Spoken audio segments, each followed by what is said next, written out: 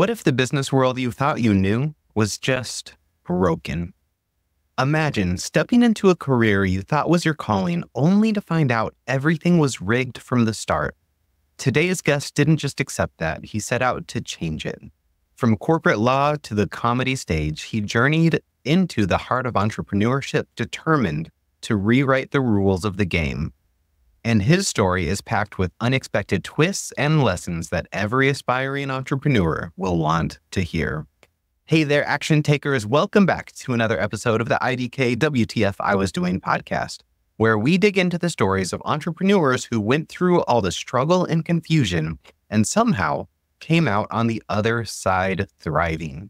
I'm your host, David B., and my mission is to help you through your own journey of building your service-based business by sharing the stories of those who've been there. I bring you real case studies of entrepreneurs just like you, because if they can make it, so can you. Now, I want you to ask yourself this. Have you ever felt like the whole business world is playing by rules you didn't even know existed? Well, I assure you, you're not alone.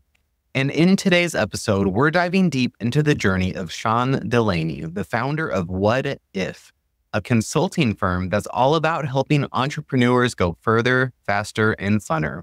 But here's the kicker. Sean didn't start out knowing what he was doing either. And his story will show you that even when the path seems broken, there's always a way to build your own new path. So stay tuned, because you're going to want to hear how he flipped the game upside down. We're going to thank our sponsors and then jump right into it. How can a single book be worth $1.5 million? In a hidden corner of the world, a collection of unparalleled wisdom has been discovered. This book and the story behind it has the power to revolutionize your approach to success. Written nearly a century ago and lost to time, this book contains the foundational principles that have shaped the lives of the most successful people in history. Only a select few have had the chance to see it, but now you can too.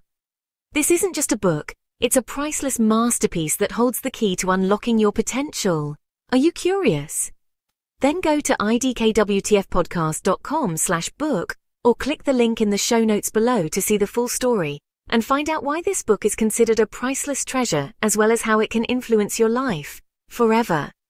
Again, check it out at idkwtfpodcast.com/book.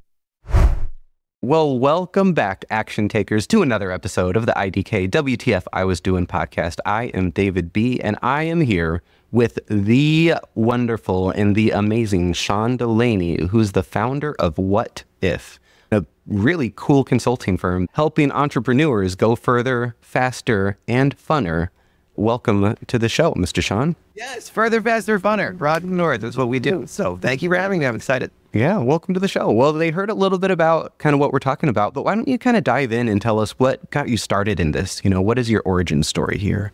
Yeah, so a bazillion years ago, about 25 years ago, when I was in college, and I went to school to be a philosophy major.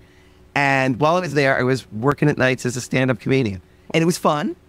Look, let's face it, I wasn't that great. I was just doing it to meet the girls. But I did that, and while I was doing that, I realized the game of stand-up comedy wasn't what I thought it was. Imagine this. Stand-up comedy wasn't about making people laugh. It had politics and intrigue and club dynamics and all kinds of stuff that made me say, the game isn't the game that I thought it was. But that was okay, because I wasn't there to do that. I was going to go to law school. Ooh, now, I am a lawyer. I don't lead with that. I want people to grow to hate me, not hate me right off the bat. But I went there thinking I was going to be a lawyer, and guess what? I found out that game was broken too, right? Prosecutors seek prosecutions, and attorneys seek an acquittal no matter what. And to the better game player sometimes goes the victory. I thought, if I'm really good at this, I could actually do the opposite of what I'm trying to do in the world. I could actually do more harm than good. And so I thought, maybe this game is rigged too. Can't change those. I'll go into the most honest game I know. Business. You know what business is, right? You see it everywhere. So it's got to be up front. It's got to be above board. I know I'm sounding very naive. I guess I was very naive when I was younger. Okay. So I go into business and find out that that game is also broken. I saw it as at its essence, just a value exchange. All business is a value exchange between individuals or groups of individuals. And as long as the value is flowing more towards the customers, the clients, than it is towards the company, you're going to have a successful business. This is the way I thought the world. Very dumb, I know. Yeah, and just on that, that is something that we're really taught. And it's like just the expectation that we're taught, especially 15, 20 years ago, that it was like business is the pure, honest, and everything is above the surface. And I think the more and more it's coming to light that, especially in the corporate world, that is absolutely not the case. Absolutely not the case. So all business got broken somewhere around the Industrial Revolution. I'm going to talk hyperbolically now for a minute, right? Because businesses grew beyond the scope of an entrepreneur or the leader or the founder's purview. And so it was easy when you had a bakery in the Middle Ages, and I mean, aside from dealing with the plague, it was easy because you had the best muffins in town. Everyone knew it because they could smell it. That's your marketing. You knew who to hire when you wanted to expand because, hire the cobbler's kid. He doesn't seem like a screw up. I see him in church every week. He's all right. Not like that Niller's kid. He's a problem. So you had control of the things that you were doing, and it just kind of grew naturally and organically. Once it got beyond the scope of anyone seeing it or anyone being able to see every piece of the business, then people started to form disciplines and silos. This is where this came, is because people saw, as they felt like they weren't really working for a person anymore.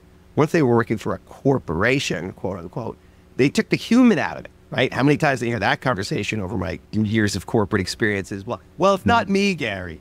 It's the corporation. Well, you can't do this to me, Phil. I got kids in college. You can't fire me. Well, my hands are tied. It's the corporation. How terrifying, right? So once we pulled people out of it, and it was this machine, people started to feel like I don't control my destiny. I don't have agency anymore. So in a quest for relevance, I have to create some broader reason for me being here, some self-importance. And so each of the disciplines that are fundamental to every business started to metastasize into things that you had to study and get a degree for. Well, I'm going to own finance because good luck doing anything without the money. Well, I'm going to own HR because can't do anything without the people. I got you both feet. I'm going to own strategy. I'm going to become a strategic planning expert. I'm going to guide where we're going. So these things developed over time, and people got very, very niche skill sets.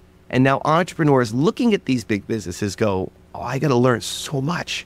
I learned so many things. Strategic planning, so hard. So hard, David, right? Finance, can't get my head around it. So hard, all the time. And they see these giant metastasized disciplines that are overkill for what they're trying to do. And then they think they're failures because they can't replicate that success. Yeah, absolutely. And so for 25 years, I saw business kind of broken. And I made a career of working. I had some of the biggest clients in the world, Nike, Uber, J&J, MetLife, Ford. And I found out that all business is the same thing at that essence. It really is. And that there are 10 disciplines that run through every business, whether you're making shoes or you have a service or left-handed widgets, it doesn't matter. At its core, there are 10 disciplines that have to be honored, no matter what you're doing. And as long as an entrepreneur knew the 20% of what really mattered in each of those disciplines, you can have a much more aligned business that actually goes farther faster. And so I developed a system. I call it the Harmonious Business Architecture. Harmonious is an acronym. Each one of those letters stands for one of those 10 disciplines, so you can remember them. And it's also the essence of what we're striving for, which is to have a harmonious business where all these pieces work together. And because they're working together and are connected together, you get the leverage that you need. Yeah, that's perfect. And actually, I really want to point that out too. One thing that really does stop a lot of entrepreneurs is that overwhelming sense of like frustration, especially when they're starting to grow their business. So initially they'll feel really excited because they have this thing they want to share with everyone. And they're like, oh, I'm really good at this and I want to get it to as many people as possible. But then, once they start doing the business and they have to figure out finances and marketing and, whether it's product design and getting it to people, there's always so many different aspects of these different pieces. So having a system that kind of lays it all out seems like it would be pretty helpful, right? It seems like it would be pretty helpful. And that's the thing. They fall into a business because they had a great idea, great product, and now it's starting to make money. People want it. And then now they're getting overwhelmed because they know there's a whole bunch of stuff they have to do. They go to the worst place in the world, the internet, because it's all information, it's all content and no context. And everyone's giving them a different way of thinking of things, and they're looking in all the wrong places, and they get overwhelmed. Then they either try to do it all themselves, or they just stop doing some of the things. They go, I don't need to learn how to manage projects. Because I'm just the doer who gets stuff done. And now they've got 157 things they're trying to get done, and none of it's tied to any strategy or vision or they can't delegate because they don't know how to do that, right? They've taken on a little bit of help. They got their cousin helping them because he's not working anyway. Here, you do this stuff for me. They got a Frankenstein monster together, this shambling business that looks like it's working. Yeah. And sometimes they can. I've had clients come to me and they say, I know something's wrong. We just feel so hard. It just feels hard every day. It's a grind. And it's not what I thought I was going to build, but I'm in it already. And I'm successful because I'm making $1 million. And I say, okay, but it could have been 10. And it could have been 10 without as much effort. And so let's get back 80% of your time.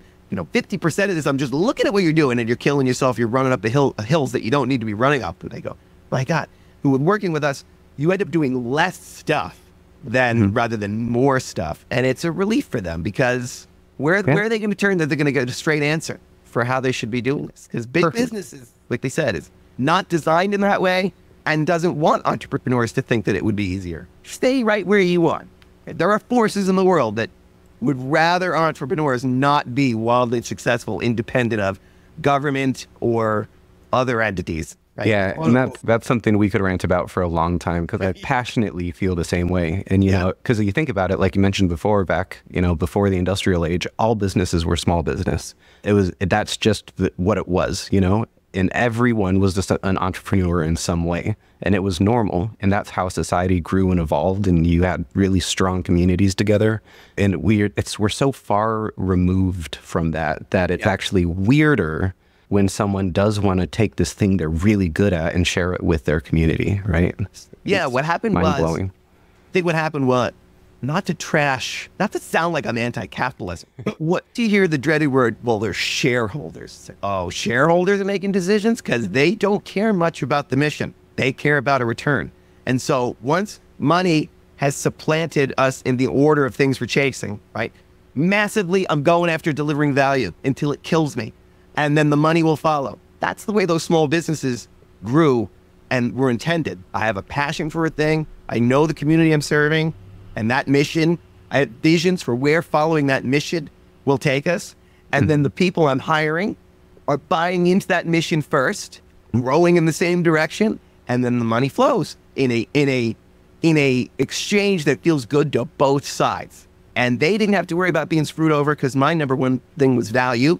But once you're chasing money, then the whole equation gets knocked to the side. Now you need government regulators. Now you need people watching what's going on. Now you need, as a consumer, to buyer beware. Right? All that kind of stuff then comes to the forefront. And then you go, well, now you're playing a different game then if you're chasing the money first. And especially when the people making the most money can pay the regulators to make regulations for them. And we can't do that. Then good luck getting in there, entrepreneur who had a great idea. Yeah, I guess you're just going to fumble along until then a big entity is going to come and buy your product. And that's the biggest you could hope for is $1 million payout and then get out of the business because you didn't belong here anyway. That's not true. Yeah. Well, so why don't you tell us, because a lot of our action taker community will hear that and they'll hear like, okay, so you've got this framework, it can help. We know that we're important. So what does it look like if they decide to kind of work with you, and what do you actually do with your clients and help them with? Yeah. Okay. So the first thing we do is we have something called the Business Architecture Diagnostic. It's an 8-minute quiz. I have them take it, and it's on these fundamental disciplines that I'm talking about. Things like strategic planning, metrics and analysis, like just how are you thinking about your business in these areas? Super not complicated. Doesn't have them assume they know anything about what I'm talking about. It's just kind of I always do this, I never do this. So I always share information with all of my employees. I never share anything. They should shut up and just do what I tell them, right? The kinds of things like that. It's a sliding scale. They answer it. Then they see where it is in this discipline that I think is your biggest point of leverage. This is where you are the worst. And 80% of the time, it is not where they thought their problems were. They were frustrated because they were banging their head against what I thought was the problem. I thought I had a marketing problem. You didn't have a marketing problem. You had a strategic planning problem. Or, you didn't have a process problem. You had a supply chain issue, right? And so then they go, wow, that's why I've I hired 4 marketing guys and nobody could solve it because the problem was never in marketing. And so we find where are the big holes, and then we work them through. We say, look, we'll do a 90-day sprint to level you up in this place and make this issue disappear. So if it's this one big nagging issue or nagging thing, we'll do 90 days. In 90 days, we'll solve it or you get your money back. That's it. If I can't do it, you shouldn't have to pay me. And so we determine what that 90-day sprint's going to be. And then they also have that architecture to say, okay, then they can either fix some of those other things that are the areas where we think they're lacking on their own. They can come back to us, do a different sprint. They can join a community with us where every week we're going over these kinds of issues, and they can hear other like-minded business people who are struggling with the same issues. And then they get answers from not just me and my business partner, but other people in the community. So that's kind of what we do there. Easy onboarding because it's free to take a diagnostic, and either they call me to hear more about it or they don't. And if they want to dissect it, we don't take everybody on as clients either, right? Because if we don't know that there's a clear path for us to help you there and it feels right for you and feels right for us, then we don't want to actually take it on, right? So there's no hard sales pitch. This isn't one of those typical sales funnels by trying to get them to take the thing, right? Perfect. No time for that, especially them. And if I'm trying to serve them, then that's one of the ways we do that. So the biggest thing I will harp on that though is that I run a monthly mastermind as well, and so I've talked to hundreds of entrepreneurs at this point, and it's never the problem that they think it is. We'll always say, okay, what's working well? What are you working on? And what do you need help with? And then they're like, hey, here's the problem in my business. And within like 3 questions, everyone else can see that it's not. They think it is. Yeah. And it really takes an outside perspective to be like, oh no, that's not it at all. Amen to that. Amen to that. And how many times those people in your room are giving advice to everybody else and they're spot on with it. They can see it, but just when it comes to them, it's like, it's just the blind spots that we have in life, which really is true. It's absolutely crazy. Yeah. But perfect. Well, thanks for going into that. What I was kind of thinking, because, you're a business owner, you're kicking butt. I would love to hear more about how you kind of grew and developed your business and what kind of some of the biggest frustrations were. In this IDK WTF I was doing podcast, we really like to dive into the struggles because we all do struggle, but it's so often pushed under the rug and we're told not to talk about it. And in the social media driven world, the best parts of everyone's life is always up front and center. Yeah. And so normalizing that feeling of, I don't know what the F I'm doing, and that it's okay to be there as long as you keep going and keep doing some stuff. So let's take a quick break. And I think after we come back, I would love to hear some of the struggles that you went through and kind of what you did to overcome that. Yeah, it's beautiful. Sound like fun? All right. I like it. Are you drowning in tasks, feeling stuck and overwhelmed, or just plain frustrated with your business? Have you been spending hours each day with no real results and confused about exactly what to do next? Are you feeling a bit lonely because you don't quite know how to find the support you're looking for? Well, I understand how you're feeling because I went through this for years. I'm David B., and I'm here to help with the best solution to get you out of this funk. Now, Tony Robbins says to create the product you always wish you had. And really, I always yearned for a knowledgeable friend who I could message for answers, hacks, or ideas. But all I found were $1,000 video courses or gurus charging hundreds for an hour of coaching, where they ended up just trying to sell me something else anyway. That's why I created my monthly unlimited teamwork sessions, to give you the support I wished I had at a fraction of the cost and exponentially more value than anything out there that's similar. Get started with me today and enjoy virtually unlimited access to my personal cell phone number every day with no contracts, no commitments, and you'll have hands-on support whenever you need it. You can work with me as your personal mentor, your assistant, or your accountability buddy, always just a message or a phone call away. Imagine not having to purchase another book, another online workshop, or some masterclass because you can just text me, David B., your buddy, who has been at the forefront of this industry for a decade.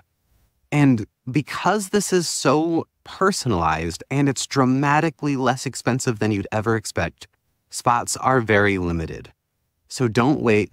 Go to idkwtfpodcast.com/David B. and say yes to your success today. All right, welcome back. And so before the break, we really got to hear Sean's story and kind of what his business does and how great it is. Because one thing I didn't say that I probably should have is one thing that I truly and honestly believe is that the only thing that can fight corporate greed and corporate corruption is more heart-centered entrepreneurs. And it's the only way to fight back against even government corruption, corporate corruption. And it's the one thing that will bring communities back together is more entrepreneurs entrepreneuring. Amen. And then like-minded individuals can shoal together and create movements and have agency and autonomy and all of those beautiful, wondrous things that having a business and providing value to people was supposed to give. Exactly. And that's, like you said, it's not anti-capitalism, but it is anti-corruption. Anti-corruption. The system got broken, right? Let's get it back to the essence of what it is. Provide value to people in exchange for value back.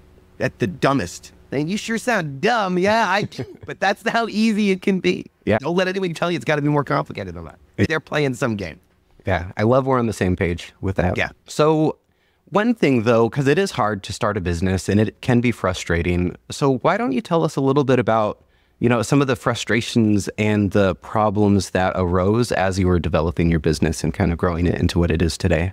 Yeah, right. So my story took the same exact arc that I was talking about with others, so here I am in corporate America, seeing that there's a problem, seeing that I have the answer to solve massive problems for big companies, and then having an entrepreneur say, well, if what you talk about is universal, can you help small businesses?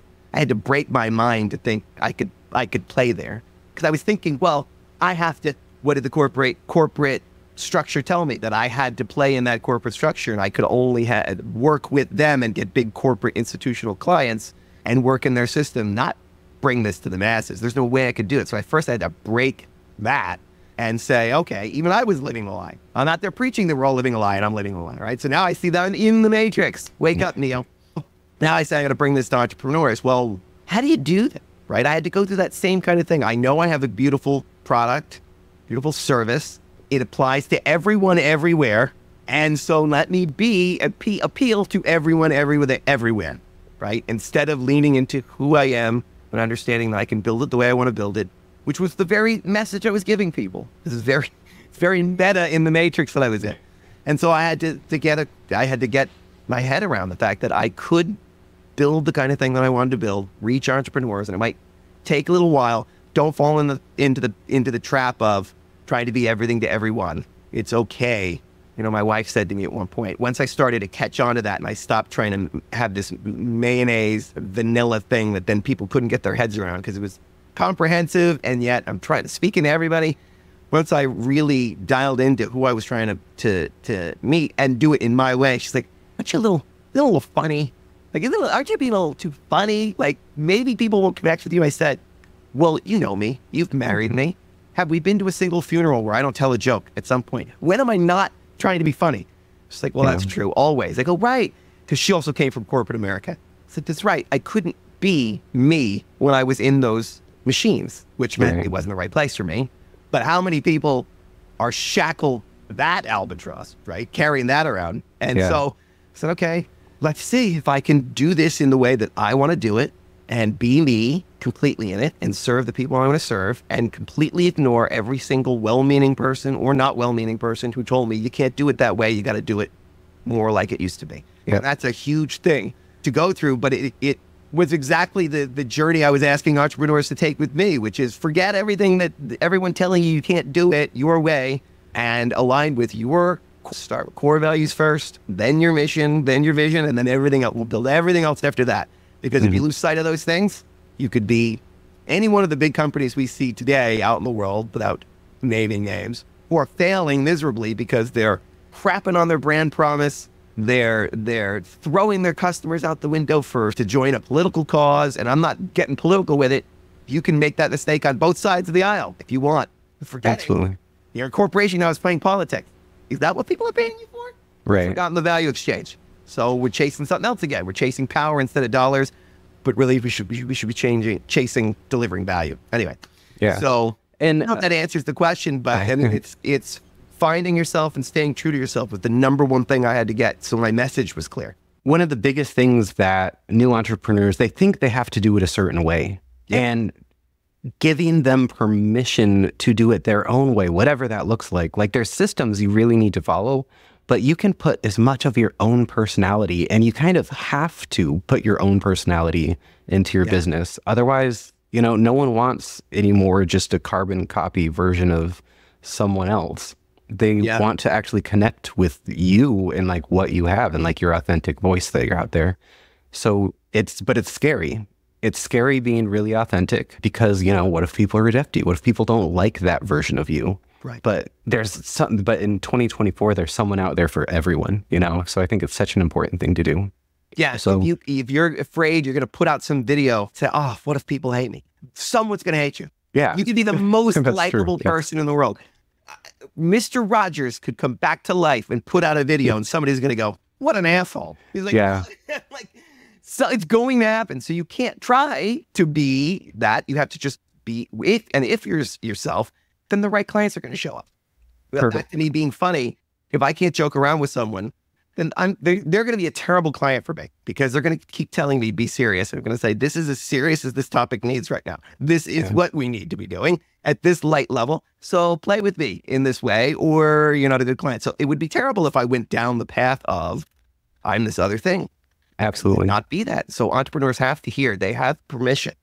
Yeah. And so you got that kind of fixed. You leaned into it. You talked to your wife and she was like, you got her on board. Yeah. So kind of what were your next steps? What was the next process and kind of some other failure that you kind of went through in the process of building? So then the next thing was I was trying to do too much. It was in that misplaced idea of I'm going to give them everything I know about everything I know. And it was just overwhelming. And so was it correct?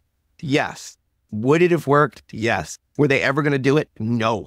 And so I said, okay, again, so now here I am saying I can't be in service to some mythical person who wants me to be all things to everyone. So I've got to dial into who I am. And then the next thing was, okay, and it's not really what I want to give to them. It's what they want and can use.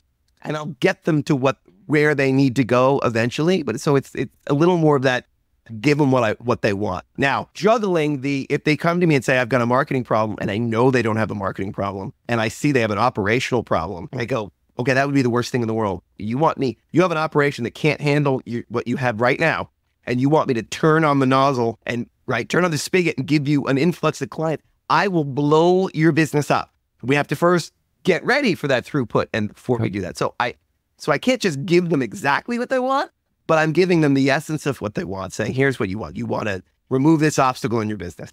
Okay, we'll get there in a way that works for both of us. But it couldn't be this massive offering because they just weren't going to consume it. And so I had to say, okay, so how can I meet them where they are in the ways that they are asking? So, okay, small modules on the things, smaller deliverables. It's not a year engagement. It's 9 months to remove one specific obstacle. Because if we're doing that along the way, we'll keep working together. We'll get to all the problems. But it's like, okay, find them where they are, understand what they need. And that's just listening to your potential clients, right? So that also is a struggle, I think, for a lot of entrepreneurs. So you figured out first kind of who you were, how you were going to deliver, your content and your help. Then you figured out how the receiver needs to hear it and can actually use it. Because a lot of people do get overwhelmed, which is perfect. Those are two great kind of stepping stones to go into. And so is there anything else that kind of you found is kind of encompassing to you and your clients that you work with? Yeah. Well, so in looking at, when I say, all right, well, so what do my clients really need? And how can they see themselves here? Because there's a lot of ways that they could be coming at this, right? If my only determining criteria is they are an entrepreneur and they want to go further, faster, funner, there's a lot of ways they can come at that, a lot of struggles. And they don't always know what they are. They know business seems hard. They feel worn down. And there's a lot of reasons why that could be. And so who am I talking to? And how can I saw that even finding out what the real issue was different for them, because they'd say, well, I have a time management issue. Let's see if you do. And I'd ask questions to clarify that. Like, well, if I gave you back your time, what would you do with it? Well, I'd pour it back into my business. Why? I want to make more money. So you don't have a time issue, you have a revenue issue. If I could give you more money in the same amount of time, would you take that?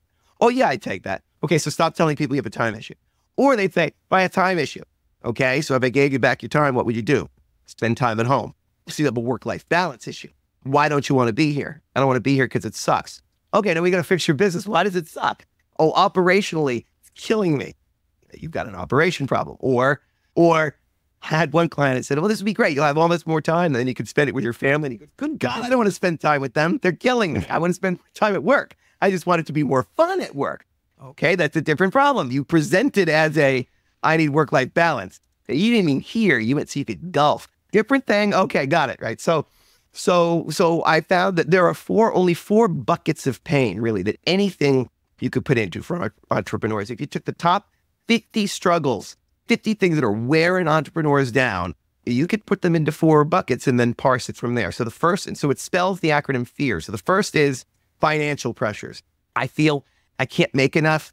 I got to get more leads, more earnings, more throughput, more through the pipes. Okay? That's a lead gen problem. That's an earnings problem, cost reduction, all kinds of things there can present there when they say, I got financial pressures. The E is external pressures. So these are the things that hunt you in the night and never stop. These are your competition. These are regulators. This is legal obligations, taxes, insurance requirements, licenses. It's just a client recently who, after digging around, found out they didn't have any of the license they needed for the trucks that they were driving. It's like, whoopsie, because it was difficult. I wasn't sure if I was going to get them. And I started down this path. I always was going to. Meanwhile, it's 3 years later, we're making money. And now all of a sudden, but that constantly hanging over his head was the license issue, right? So this is supply chain issues. This is what if there's another pandemic and I lose access to all my goods and materials that I need for my service. All those kinds of things that are totally outside of your control, but may haunt you if you're not ameliorating the possible damage from them. The next one is the allocation of time. And so this time is a really complicated one, but you know this more than anybody. It's the successful entrepreneurs who spend money to save time. Mm-hmm. And it is the struggling entrepreneur who spends lots of their time to try to save money, because money is infinite. Doesn't feel like it when we're struggling as an entrepreneur, but money is infinite, the potential for it. And time is an allocated resource that you're not getting any more of it. So you don't really manage your time. You just allocate yourself on. It's like if you're in a raft on a river, you don't manage the river, you manage your placement on it. Same thing with time. Okay? That was actually my number one thing that I had to overcome my entire life. I had done everything. I would scramble so hard to find as much free material as I could. Yeah. I would consume all the free lead magnets people put out. But it wasn't until I invested in, it was like a $6,000 course, that like immediately everything was different for me. Like it saved me so much. And like, and that every time I buy something, my business moves forward exponentially. And it sounds like such a salesman thing to say. Yeah. But it's so true. And it was a whole paradigm shift for me. And so you're totally right on that. Yeah, same thing. And that's what others say. Why don't you have any time? Well, I'm doing every single thing. Okay, some of these things you shouldn't be doing. Like it just doesn't make sense, right? And so then we got to sort that out. Like I said before, sometimes it feels like it's a time thing, but it's not. It's that you're avoiding some operational pain or grind or sand in the cogs, as we call it, right? And so then the last thing is the recruitment of help. Nobody builds anything great alone at all. And so you need to, whether it's a spouse on the same page with you, how do you make that happen? Or how do you find a mentor, a podcast like yours that you can go to and listen to, right? That's recruiting help, right? It's consultants. It's, do you have a lawyer, an insurance broker, somebody to advise you on your taxes? Because you shouldn't be doing that crap.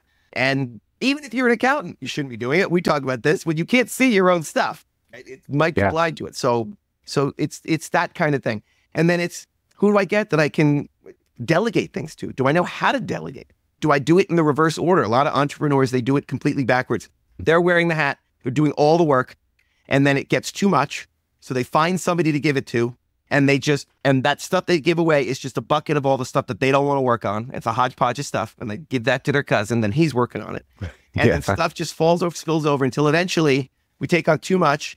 The stuff that we can't get to dies on the vine, and then in the end, it just gets deleted because the opportunity passed. The reverse is you should first always say, can I delete it? Like this new idea that came in. I say to my partner, Brandon, should we do this now? Cats, surfboards for cats sounds like a dumb idea. We're not going to make surfboards for cats. Okay. So can we delete it? That's first. If he goes, nope, we can't delete it, we're going to have to do it. Okay. Can we delay it? So it's delete, delay. Can we delay it? Nope. There's a subpoena. We got to do it now. I'm kidding. But like, nope, whatever this is, we got to do it right now. Okay. Well, then I have to delegate it. Have to delegate it. And who can it go to best to handle it? And only then, if you go, nope, there's nobody you can delegate it to. It has to be Sean because I have to do the video because I'm the face of the thing. Okay, can't go to anywhere. Now I have to. Only then does it get on my calendar. And they do it the opposite way. And so they don't protect their time first. Yeah. They're trying to get so much done. And if you do it in that opposite way, delete, delay, delegate, they're going to keep themselves out of trouble. And so that's how we sort out that time. Yeah, and that one I like. I completely agree that it has to be done, but what I actually disagree with is that I think one thing I strongly advocate for, especially newer entrepreneurs, is they need to at least learn the process of most of these things first. Oh, amen. Yeah, because if you start delegating something before you even know what it consists of, you're going to be unhappy with the results because you're not going to be giving them very good instruction on what to do. And you have no idea what's happening. Like people immediately, they want to like get a social media person to do all their social media. And it's like, if you don't know social media and you've never used it, you don't know if they're doing a good job. If you like get an accountant before you understand the books yourself, you can get embezzled from, people can steal from you or just kind of screw you over from them. I'm going to start talking about that when I talk about that part. And I'm going to add that in because yes. In fact, I just went through this with somebody recently. I was helping them get onboarded into this new company. They said, well, I don't have to go to that meeting. That's just for that one department. I said, no, you need to go to that. You need to go to everything. I said, if I were tomorrow named the CEO of Domino's, you better believe I'd be accepting an order as a delivery driver, driving it to somebody's house, handing it off, and leaving and having that experience. Because if I don't know every process, I don't, to the degree that you need to know it, understand enough to be dangerous and be able to ask the right questions. That's the thing. Be able to ask the questions. Exactly. The other thing I actually like to ask everyone is you've been running your business for a while, you've got a really good system. It sounds like you're doing great and helping other people at the same time, which is the ideal goal for any of us entrepreneurs, specifically, those with that service-based mindset. If I could wave a magic wand for you and fix anything in your business right now, what would that one thing be? So for us, where we are right now, because everything is scalable and we're adding something now, we have a new partner where we're adding an app to what we're doing. So it'll just automate everything.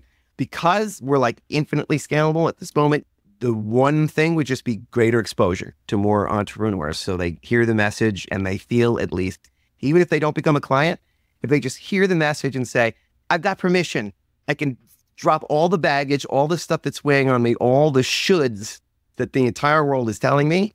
And because most of the 99% of the people who are telling me what I should do have not done what I am trying to do. Yeah. And so I am going to put all of that baggage down and I'm going to listen to some advisors who sound like they're singing my jam. And I'm just going to stay true to myself and do that. If we can just get that out to every single person on the planet and disrupt how they're thinking about the games that they're playing, that they know they're playing, that they know they don't play, or that they know or they don't know that they're playing, right? All that kind of stuff that we talked about at the beginning. I think that would serve both of our missions to kind of pull the wool off of some people's eyes, that they have more autonomy, they have more say, and they have more control over their destiny than the powers that be would let them be. Perfect. Yeah. Well, you're doing one right thing, which is getting out on podcasts, which is a great way to get more people to hear about you. Are there any other things that either are working well or haven't worked at all that to help you with that, getting that message out there or getting more exposure? What hasn't worked as well, I've been on some shows that I think either weren't ready for me, they weren't really aligned with the message. And so again, I think that was, any stage is a great stage. Not necessarily. I went on one show, I don't know how I found it, but I went on one show and it was 4 very nice older ladies. They seemed to be, I came in the middle and it was they had rotating speakers for these. And I just came in full on energy, like, let's go ladies. And they were just like, oh, leaned back. I think I blew their wigs off for an hour and then left. I don't know that that's me, them, who knows? It's an interesting story, but just finding those, being a little more judicious with my time where I spend it. Again, I will lean into, I'll talk about it all day, every day. If I reach just one person, I go into the day that way. I think maybe we can be a little more refined with that. So I guess that would be another thing maybe we need to work on. Well, cool. Well, you're doing the right steps. You're doing some great work out there. You have reached a new audience of action takers who do the things that they say they're going to do, and they revel in that feeling of not knowing what the F they're doing. How can they learn more about you? So they could go to whatif.com. That's with a D. So it's one word, what if. It's how we say it in Jersey, What if something happened to this warehouse you love so much? No mob stuff here. So what if with a D, that's an upside down question mark, because it's for disruption. We turn questions on their head, and that's a play button, because play is at the heart, see where it is, of everything we do. Clever. So whatif.com, WHADIF. If they go there, they'll learn more about me, and they'll get the diagnostic that I talked about. It takes 8 minutes. They'll see this entire structure that I'm talking about, and maybe it'll disrupt their thinking and let them see a new path forward. Perfect. Well, thank you so much for being here. And I will actually say that I did go do that already. And even just taking the assessment, I pointed out, it was like, oh yeah, I don't have I forget what it was, but yeah, I was like, I don't have that. I should probably do that. And so even just filling it out, it's like a step-by-step checklist of what you should be doing. And it's not everything, obviously, but different businesses need different volumes of things in those places. That's just to kind of give me a first pass at where might your problems be? And it might not be in the place that you think. And if it causes some people to scratch their head and go, then it served its purpose. Perfect. Well, thanks so much for being here. I'm excited to continue to watch your journey. And thanks for being here today. Thank you. Hope to talk to you soon. So what can we take away from Sean's journey? Really, it's not just about success. It's about how you build systems that make success sustainable. Sean broke it down beautifully for us, because business at its core is about creating harmony between all moving parts. His approach with his harmonious business architecture shows that if we honor the right disciplines, our business can run smoother, faster, and again, with a lot more fun. Now, let's not forget about the common struggles of entrepreneurs, and they fall into 4 distinct buckets. This is the other acronym Sean introduced for us, which is fear. It stands for financial pressures, external pressures, allocation of time, recruiting help. If you can identify which bucket your challenges fall into, you can actually take a more precise action on how to fix it. And remember, as Sean said, a lot of times we think we have a marketing problem, but really it's a strategic planning issue or an operational bottleneck. You have to understand exactly what it is before you can fix it. Now, think about your own business. Where are you feeling the most friction? Are you overwhelmed by all the tasks on your plate? Do you have the right systems in place? Or are you just winging it? Sean's story shows that it's not about doing more. It's honestly about doing less, but doing the right things. It's about creating a system that works for you, aligning your efforts, and building a harmonious flow, which is that key to going further, faster, and funner. Before we wrap up, I want to invite you to take action. If you connected with Sean's journey, think about some of the steps you can take today to start building the business that you want. And if you're enjoying these stories, make sure to subscribe and stay tuned for more inspiring entrepreneurs who have walked this path, because really, we are all in this together. And so trust me, you're not alone on your journey. And so even if you have no idea what the F you're doing, keep doing something anyway.